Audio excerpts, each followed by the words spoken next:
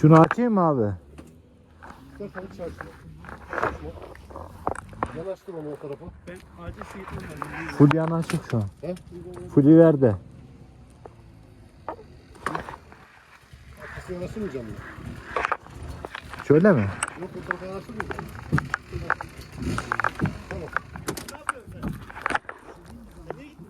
Kanka gidecek misiniz ya? Tamam da Sinab'in yanında bir yer daha vardı. Gitseydin ya. Ne bileyim.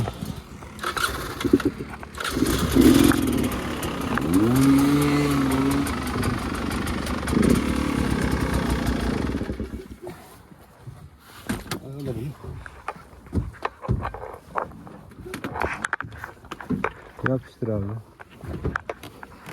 Şu ön tarafını çeksene. Ha? Ön tarafını. Şunun mu? Aha. Bizim benim o. Sana da bir şey. Oldu mu? Tamam. Şeyin Hasan. Yetmeni verin.